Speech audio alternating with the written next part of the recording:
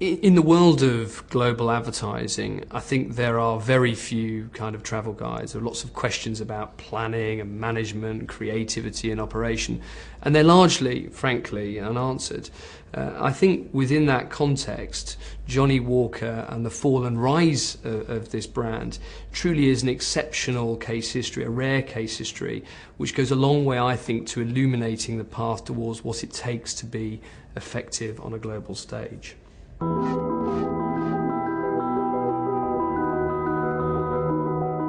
Johnnie Walker is in around 180 different markets across the world. It's worth about $4.5 billion in terms of revenue. And this ranges from the world's most popular whisky brand in red label to one of its most premium in the form of blue label. So in 1999, in many ways the brand was on red alert. In fact, in the 3 years before 1999, the brand had actually declined by about 14%. And so it was at that point that BBH was asked to come in and pitch for the business. There was an immediate brief, a short-term brief, in the sense they wanted to reverse the immediate fall in sales. But I think behind that was a much bigger brief, which was about developing a kind of future-proofed global communication strategy that would also provide, critically, I think, internal focus for Diageo. When we looked at the advertising that was around at the time for Johnnie Walker, frankly it was a bit of a mess at the time. I think we counted around 27 different campaigns that went out between 1997 and 1999. In fact, consumer perception of Johnnie Walker was also all over the place. So in certain markets, like in Europe, whisky was about kind of comfy slippers and kind of fires. It was a status brand in Asia, and it was in Latin it was a kind of mixer brand and used in parties and very, very different. So a very disparate set of perceptions and a very disparate set of campaigns were out there at the time. So really to achieve our objectives, I think we needed to step beyond the category and really think about this as a global icon brand and not just a whisky brand. So our point of reference was Apple, was Nike, it wasn't within the spirits category. Interestingly, the whisky category has always been about masculine success. That's been a kind of timeless thing. What we found from research, though, was a very interesting point, and that was that when you actually talk to people about their sense of success, people were much more interested in the idea of self-improvement and less about ostentatious forms of kind of wealth and show. And it was more about inner success and inner forward movement. And so the notion of progress for us was a lot more interesting than success and a lot more differentiated. And in Diageo terms, the key brand benefit was described as Johnnie Walker inspires personal progress. We looked back effectively at the history of Johnnie Walker, and we found back from 1908 the little character that was drawn on a napkin at the time by a chap called Tom Brown, and this was of course the famous striding man. And the striding man was in many ways kind of slightly forgotten, the kind of forgotten hero of Johnnie Walker. And the striding man has always represented kind of pioneering, entrepreneurial zeal of the founders. And we really felt there was something within that icon that could help connect the brand to progress. The striding man, therefore, became the standard behind which the organisation would march. And because we were marching into the future, it made a lot of sense to flip the striding man round, and so he moved from left to right. Our job was then, how do we inspire consumers and get them to progress in life? And that really was the birth of the campaign idea in Keep Walking.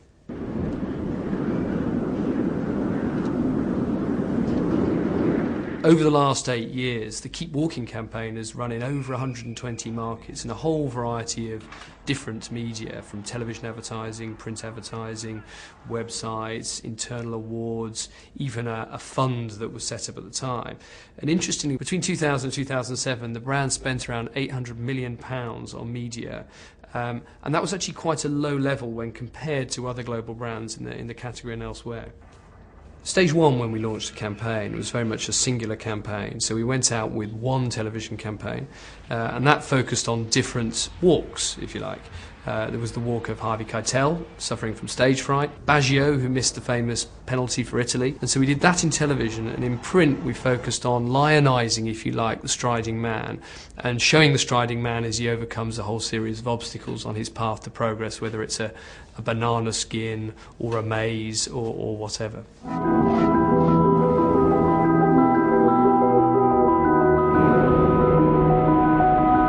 As the campaign developed, we moved beyond perhaps more literal expressions of walks to fresher, perhaps more abstract and surprising expressions of what progress could mean. One example of that was the television commercial Fish, which was basically a metaphor for man's progress, encouraging the viewer to take the first step to move forward.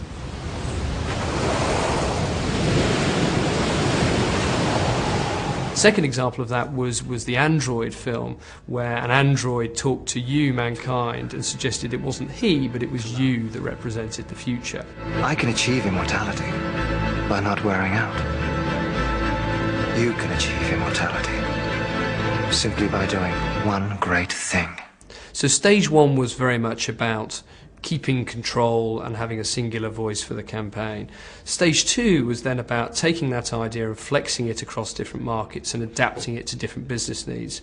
One example of that was in Thailand, where we ran the teacher commercial, and that was very much about the socially relevant benefits of progress, the effect of progress on a particular community.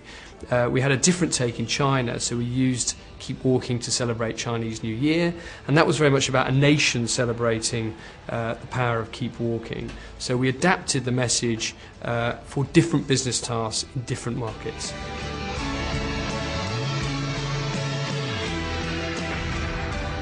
The fact of the matter then about Keep Walking over the last 8 years is we've used the campaign in all sorts of different ways, but there is a fundamental human truth, a fundamental human value that sits at the heart of the campaign, that transcends geography, but that allows enough breadth for us to express it in different ways. As a result of 8 years of Keep Walking, the effect on sales has really been quite remarkable. When one compares back to the figures in 1999, the brand has effectively grown in terms of volume by about 48%, taking the brand from just over 10 million 9-litre cases to just over 15 million 9-litre cases, which is an extraordinary move forward for the brand. Beyond what were extraordinary increases in sales, I think it's really important to talk about the organisational effect of Keep Walking. It allowed Diageo to unite behind the brand, the marketeers to unite behind what the brand was doing, and that brought enormous benefits to the company.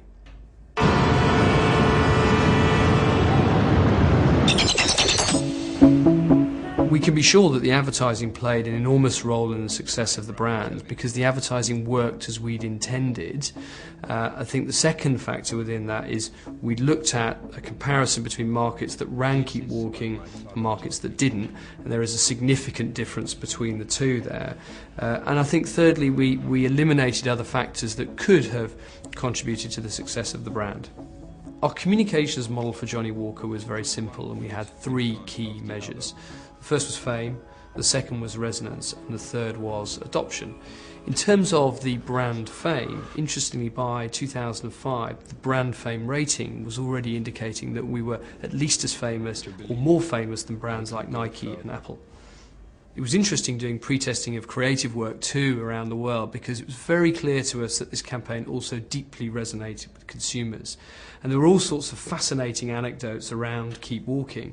And actually the campaign had galvanised an entire community when the currency collapsed in Thailand, for instance.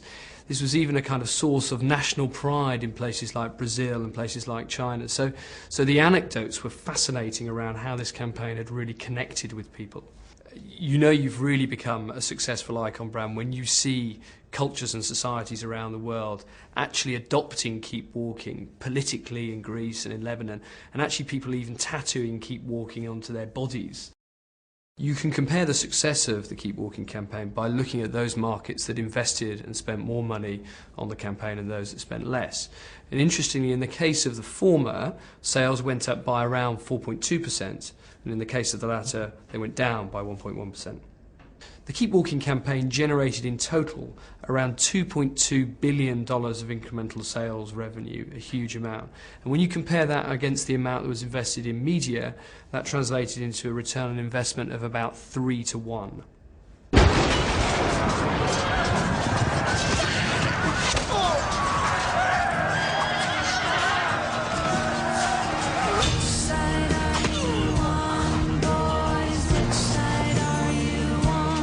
What we can learn from Keep Walking, I think, are a number of things. One of the key things and the first things is that picking up on a fundamental human truth is critical, because that fundamental human truth unites. It's really important in the early stages that the campaign can be effectively controlled as the idea takes root. And I think as the campaign develops, it's then important to demonstrate flexibility according to different business needs.